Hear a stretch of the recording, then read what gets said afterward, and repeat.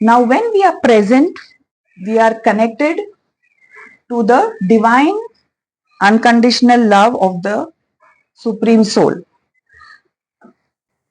Now in the present, there is peace.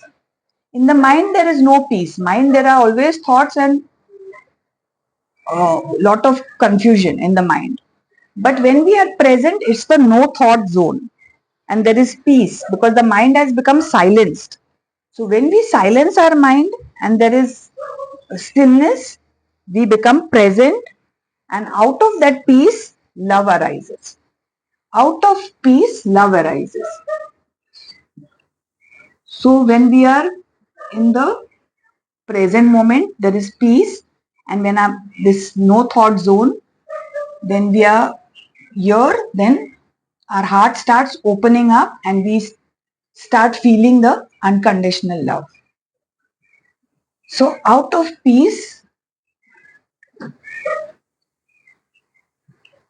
love arises, and out of love, joy arises. Out of love, joy arises. Now I will explain this, what it means. Now for example, this Supreme over here, Supreme Soul, it is the divine source in the universe. And this is the most pure, loving, joyful, endless energies which flow gracefully, and in the present it enters our body, all the divine energies. So, and this energy, the essence of this energy, the essence of this energy is Sat, Chit, there's no space, so I'll write it here, Anand. That is Sat meaning truth, Chit meaning consciousness, and Anand meaning joy. So the essence of that energy is joy. So whenever our mind is peaceful in the present, the love will arise from the heart center, and the moment our heart center opens, we become receptive to receiving all the energies from the Supreme into our soul and from the present into our body. So out of love, joy arises. Now joy is, suppose this is the energies, and the essence of this is Anand, joy. So the moment we are peaceful, the love will arise, and out of love, the joy will arise. The supreme energies will flow and joy will arise.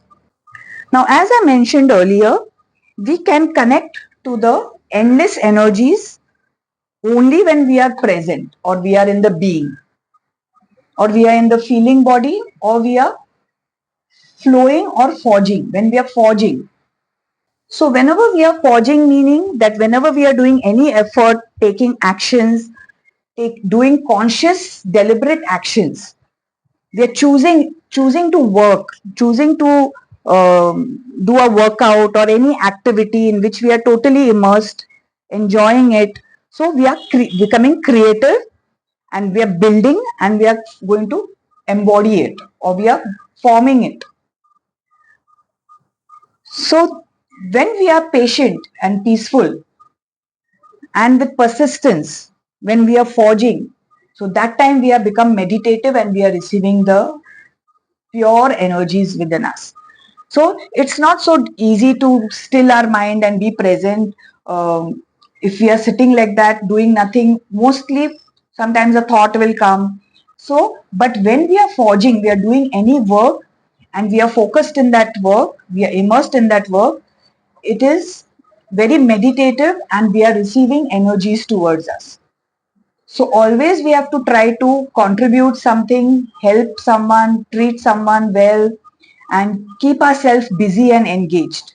So forging is the most important thing we can do to receive the supreme energies within us.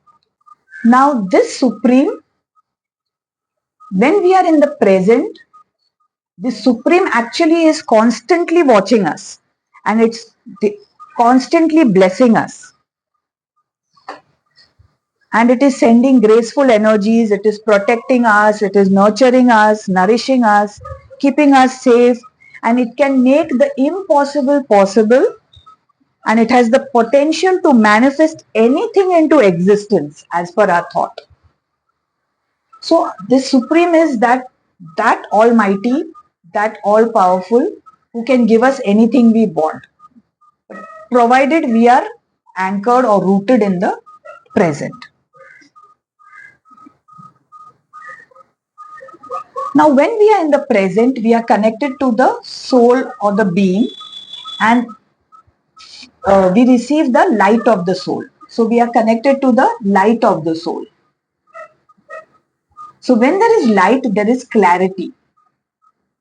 And when there is clarity, we are able to see the way very clearly.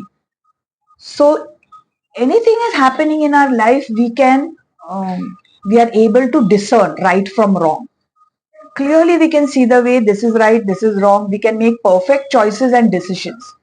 They say informed decisions means not decisions from space of knowingness.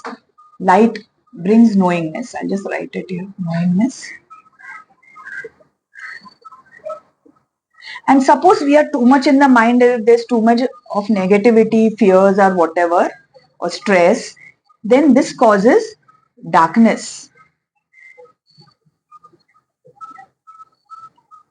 and ignorance. Now what happens when we are confused and there is darkness?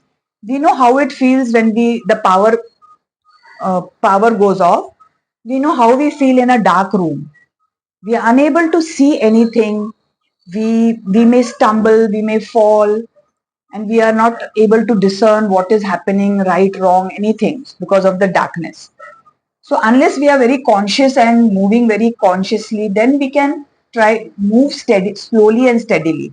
But generally in darkness we tend to make wrong decisions, wrong choices, and we are unable to discern. The wisdom goes for a toss. Our intellect goes for a toss. So the intellect and the mind's eye, they are very much connected to the causal mind, thinking mind, and present. So if our mind's eye is clear of no, and in this no thinking zone, the present, then our wisdom is very clear. Our intellect works very sharply. We are able to discern right from wrong. But suppose if we are in the causal mind, our judgments and intellect goes for a toss. We are unable to discern correctly, and all our choices and decisions also may be wrong. Our responses may be wrong. So we have to learn how to be connected to the present moment,